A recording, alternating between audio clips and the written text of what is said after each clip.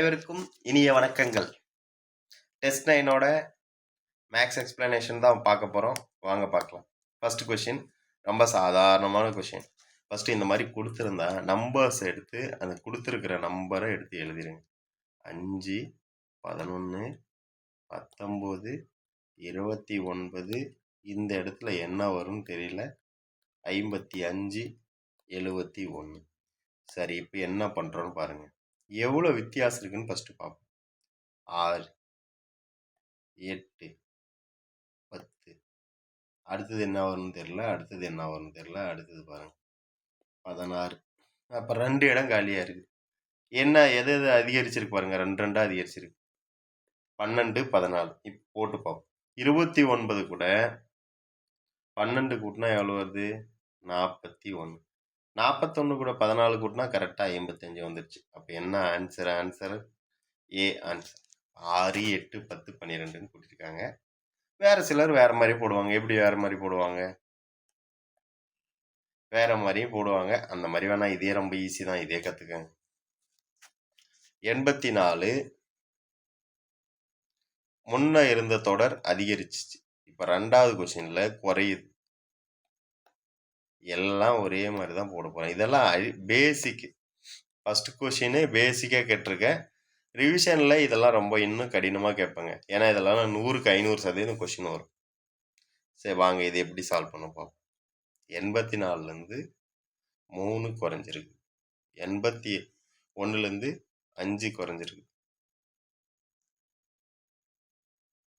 76லேருந்து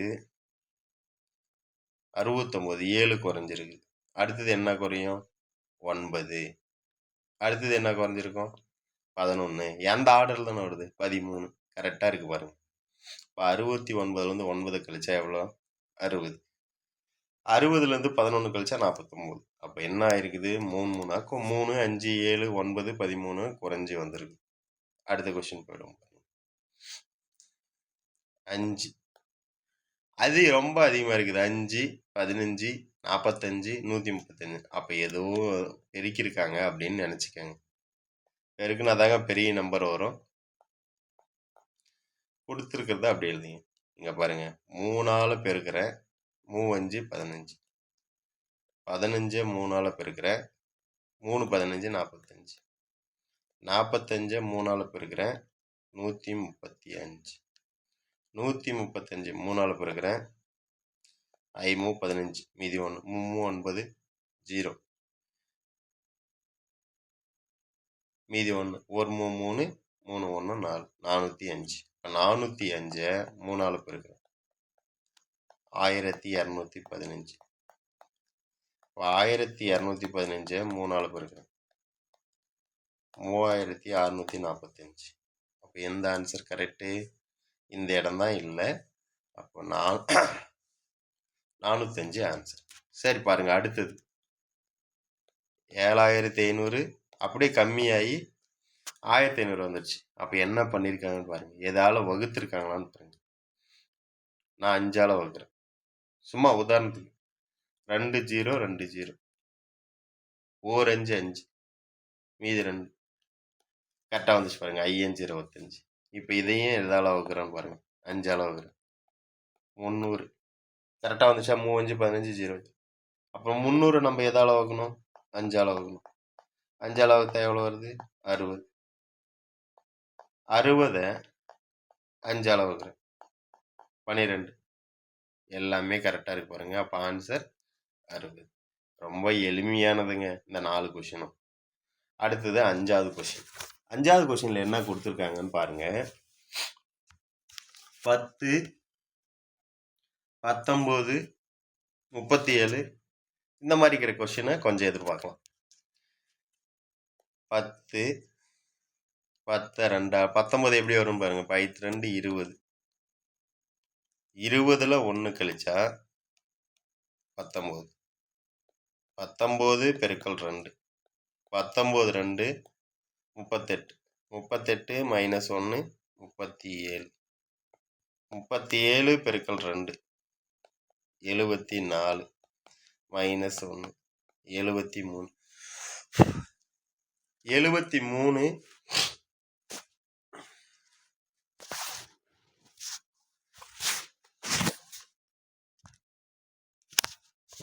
73 பெருக்கல் 2 146 மைனஸ் 1. அப்போ என்ன வந்துச்சு? 145 ஆன்சர். சரி, இதுவும் கரெக்டாக இருக்கான்னு பார்த்துருவோம். 145 பெருக்கல் 2 290 மைனஸ் 1 289 கரெக்டாக வருது. அப்போ என்ன ஆன்சர்? 145. அடுத்த கொஷின் 6 13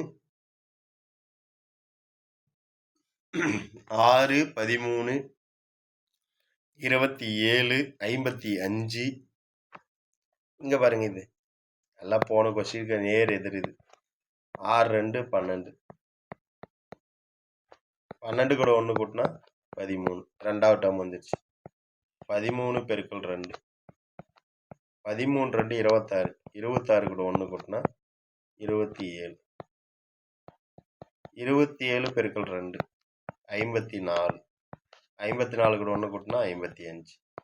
55 பெருக்கல் 2 110 ப்ளஸ் 1 111. எங்கே இருக்குது? இங்கே இருக்குது. அடுத்தது போட்டோம்னா பாருங்கள், 111 பெருக்கல் 2 222 ப்ளஸ் 1 223. 223 ரெண்டாவில் பெருக்கணும். 446 ப்ளஸ் 1 கரெக்டாக வந்துடுச்சு. ஆறாவது கொஸ்டின் முடிஞ்சிச்சு. ஏழாவது 1808 452. அப்போ எதால வகுத்திருக்காங்கன்னு கண்டுபிடிக்கலாம். எதால வகுத்திருக்காங்கன்னு கண்டுபிடிப்போம். 1808 இங்க பாருங்க, இங்க 4ன்னு வந்திருக்குது. 16 தான் 4ஆல வகுத்தா 4ன்னு வரும். 2ஆல வகுத்தா, அதாவது 18 2ஆல வகுத்தா 9ன்னு முடியும். 3ஆல வகுத்தா 6ன்னு முடியும். 4ஆல வகுத்தா தான் 4ன்னு வரும். அதனால 4ஆல வகுக்கிறேன். 4 நாங்க 16 மீதி 2 ஐ நாங்க 20 22 2 நாங்க 8 சாரி 22 சொல்லிட்டேன். 2 நாங்க 8. இப்போ அடுத்தது 452க்கும் 448க்கும் என்ன தொடர்பு? 452 மைனஸ் 4 இப்போ 448. இப்போ 448 என்ன பண்ணா 212 வருதுன்னு பார்ப்போம். வகுக்கிறேன் 4ஆல.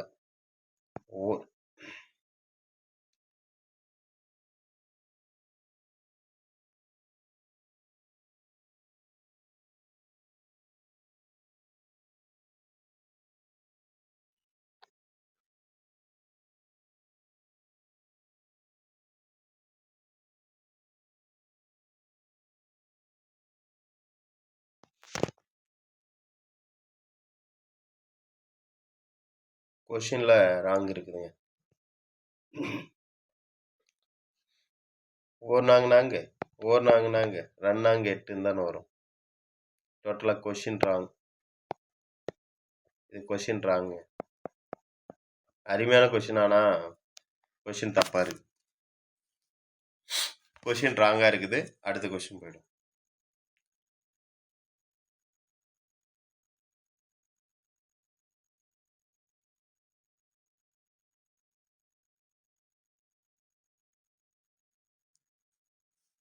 அடுத்த கொஷின்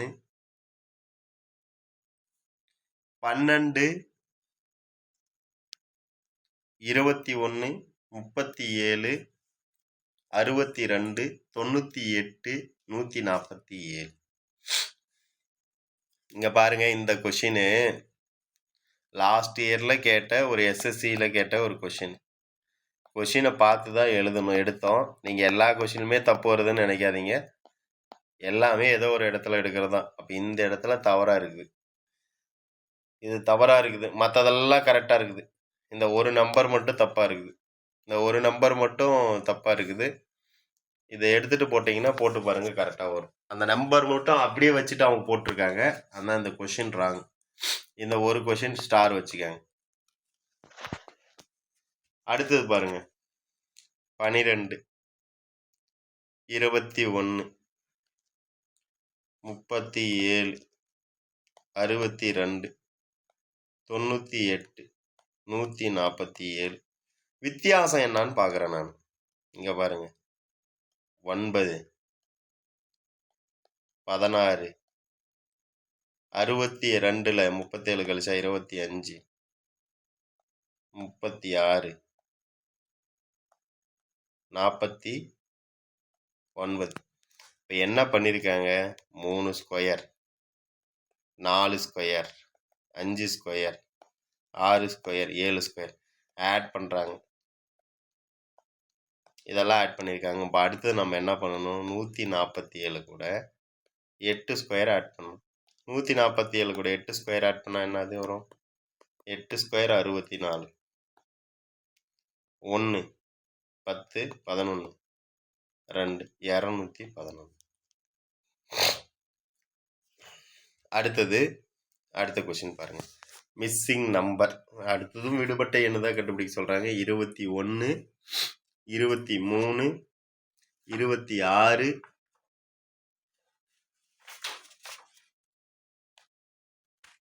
இங்க பாருங்க எழுதுவோம். 21 23 26 31 38. அடுத்தது என்னன்னு தெரியல, 62.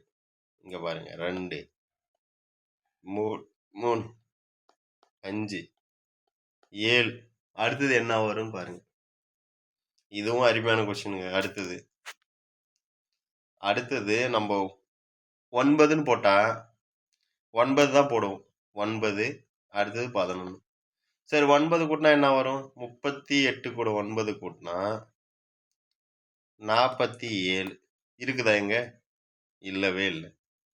சரி, 47 கூட அடுத்தது 11 கூட்டினா 58, அதனால 62 இருக்குது. அப்போ இந்த ஆர்டர் இல்லை, வேற ஆர்டர். இது என்ன நம்பர்னு பாருங்க. இது அருமையான கொஸ்டினுங்க, இது முக்கியமான கொஸ்டின். இது என்ன ஆர்டர், 2 3 5 7 பகாயன் வரிசையில் இருக்குது.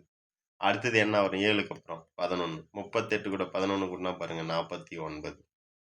11க்கு அப்புறம் 13. 49 கூட 13 கூட்டினா எவ்வளோ, 62. அப்போ பகா எண்களால் கூட்டியிருக்காங்க. இது அருமையான கொஸ்டின். அப்போ என்ன ஆன்சர், 49. அடுத்தது 3 6 9 24 48 96 192 384. இதில் எது தப்பாக இருக்குதுன்னு கேட்குறாங்க. சரி, ஃபஸ்ட்டு எல்லாத்தையும் என்ன பண்ணியிருக்காங்கன்னு பார்ப்போம். 3 6 9 24 48. இங்கே பார்த்தீங்கன்னா தெரியும், 3 2 6 24 2 48 48 2 96 96 2 192. எல்லாம் 2 2ஆல் பெருக்கியிருக்காங்க. இங்கே பாருங்கள், இந்த இடத்துல என்ன வந்திருக்கணும், 6 2 12ன்னு வந்திருக்கணும். அப்போ தப்பானது எது, 9 தான் தப்பானது. அடுத்த கொஸ்டின் போயிடும். 3 7 16 32 57. சரி, இங்கே என்ன வரும் சார், இங்கே பாருங்க, முன்னையே இது மாதிரி ஒரு கணக்கு போட்டோம். 3 7 16 32 57. இது என்னங்க வித்தியாசம், 4. கரெக்டாக. இதுக்கு என்னங்க வித்தியாசம், 9 16 25. இது 2 ஸ்கொயர், இது 3 ஸ்கொயர், இது 4 ஸ்கொயர், இது 5 ஸ்கொயர் தானே. அடுத்தது என்ன வரணும், 6 ஸ்கொயர் வரணும்.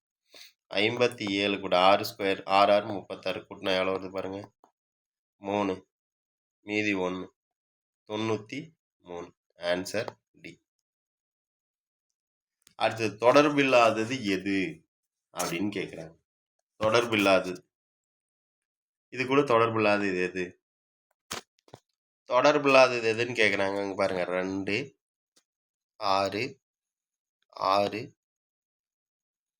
10 8 12 12 15 14 18 கொடுத்துருக்கிறத எடுத்து எழுதிட்டோம். இதில் எது தொடர்பு இல்லாது, இந்த அணியில் எது தொடர்பு இல்லாதுன்னு கேட்குறாங்க. ஃபஸ்ட்டு இப்போ பார்ப்போம் என்ன அதுன்னு.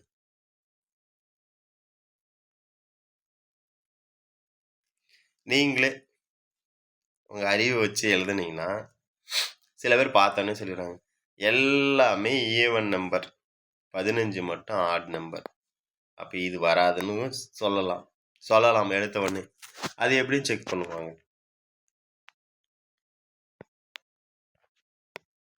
4 வித்தியாசம் 0, 4 வித்தியாசம் 2, 4 0, இது 3 வித்தியாசம், இது தப்பு. இங்க பாருங்க 4. இப்போ வித்தியாசம் 4 0 4 2 4 0 2 4 இல்லை 0 இந்த மாதிரி தான் வந்துட்டு இருக்கோம். அப்போ எது தப்பாக வருது? இந்த 3 தான் கூட்டியிருக்காங்க, இந்த 3 தான் தப்பு. எல்லாம் 0 2 4 தான் கூட்டியிருக்காங்க, இந்த 4 தான் 3 கூட்டியிருக்கிறது தான் தப்பு. அப்போ எது தப்பு? 15 தப்பு. அடுத்தது தொடர்பு இல்லாதது எது?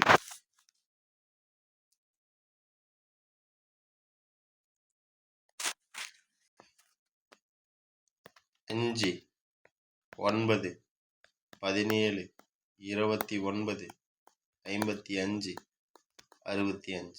இங்க பாருங்க வித்தியாசம் 4 8 12. 55ல் 29 போச்சுன்னா எவ்வளோங்க வருது? 55 29 6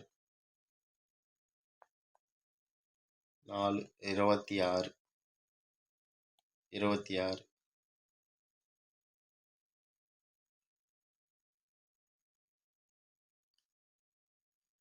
10.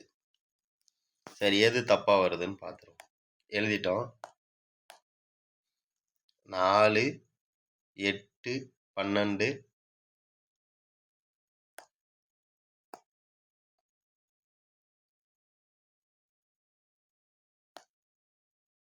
4 8 12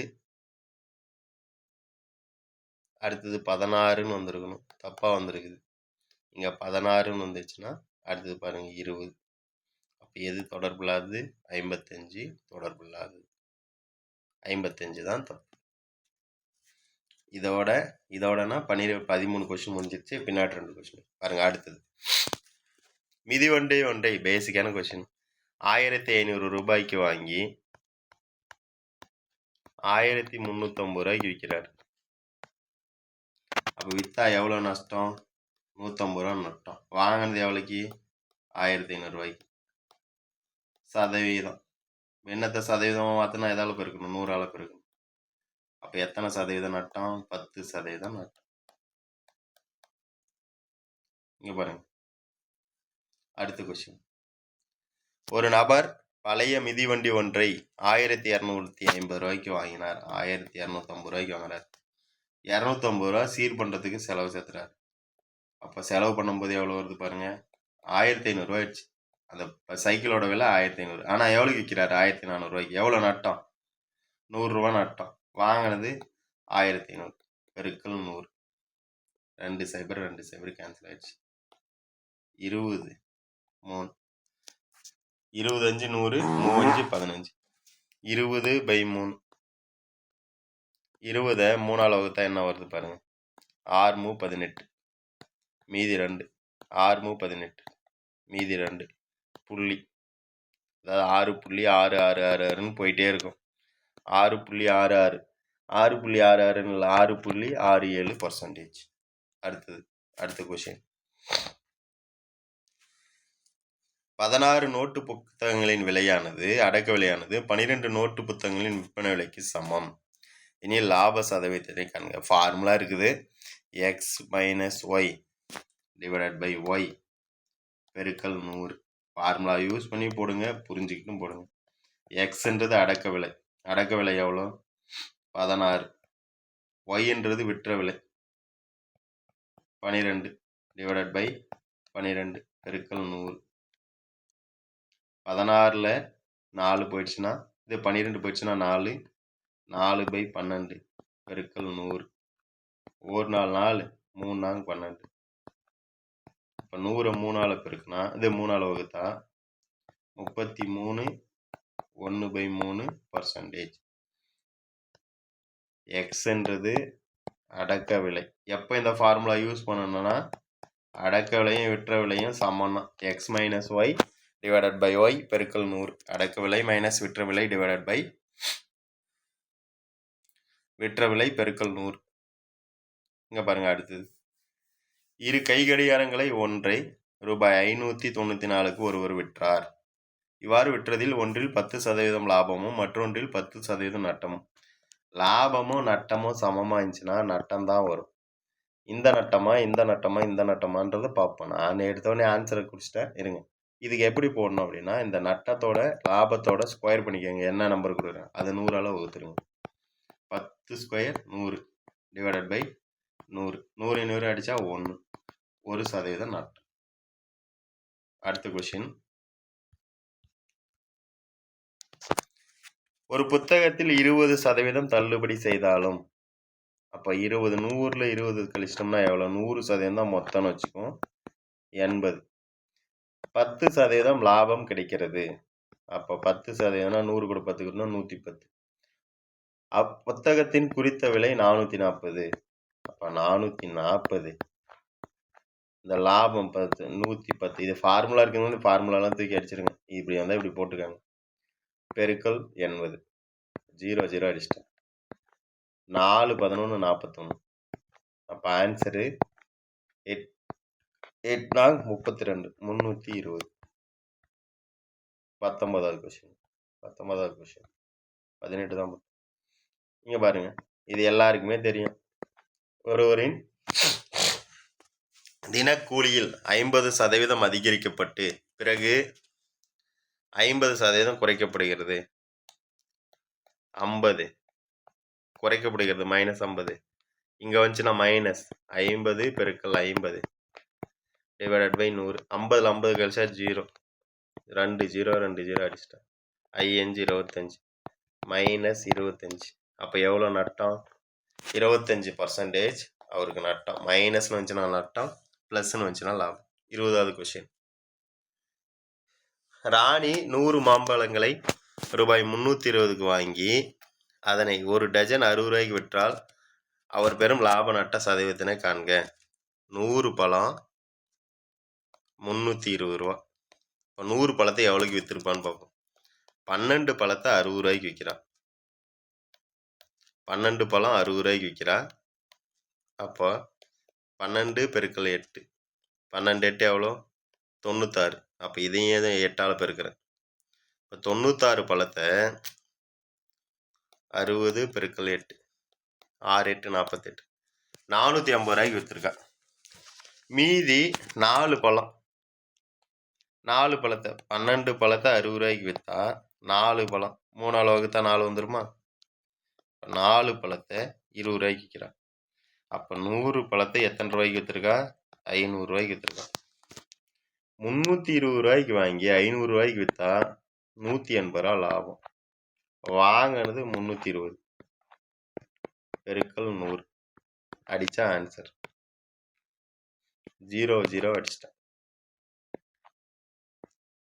9 2 18 16 2 32 4 16 25 4 100 எல்லாம் அடிச்சிச்சு.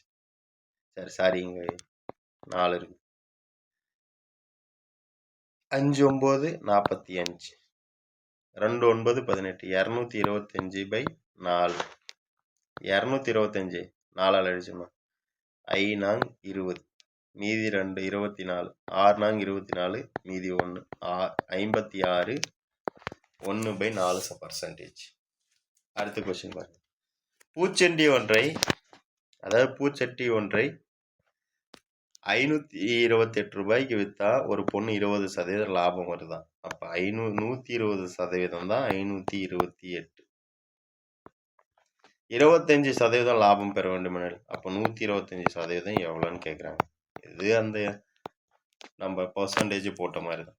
இப்போ 120x = 528 பெருக்கல் 125 x = 528 பெருக்கல் 125 டிவைடட் பை 120. நான் 4ஆல் அடிக்கிறேன். 30 நாள் 120. 1 4 மீதி 1 3 4 12 2 4 8 5ஆல் அடிக்கிறேன்.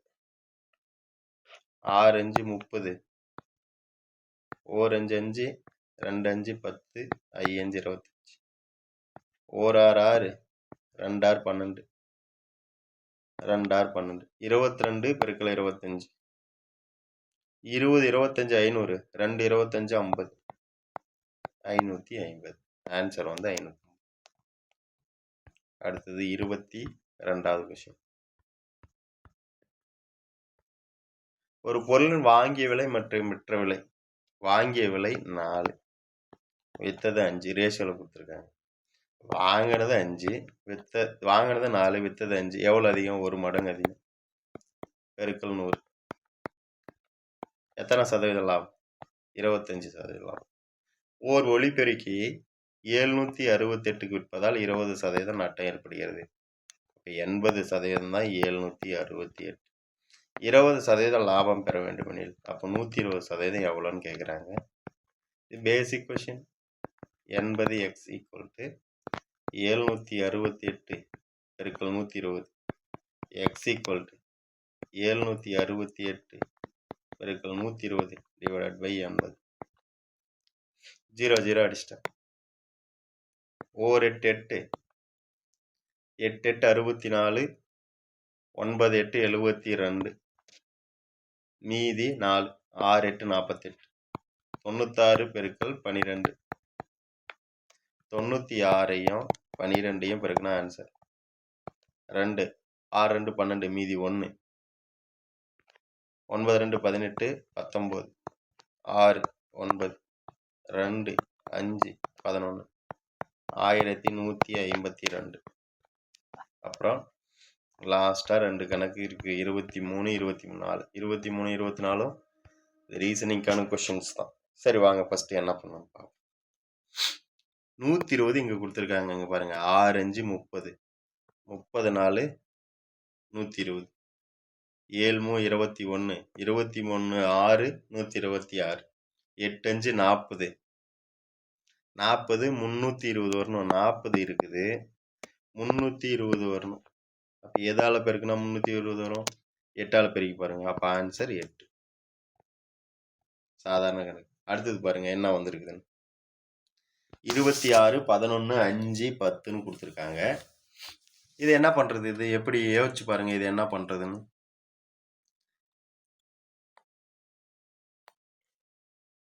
எல்லாத்தையும் கூட்டினா 26 வருதா இல்லையான்னு பாருங்கள். இங்கே பாருங்கள், இப்படி கூட்டிடுங்க. 11 5 16 16 10 26 9 9 18 இங்கே 8 இருக்குது. அப்போ மீதி என்ன வரணும்? 2. சாதாரண கொஸ்டின், ரொம்ப கன்ஃபியூஸ் பண்ண தேவையில்ல. கூட்டினா வந்துச்சு. தேங்க்யூ.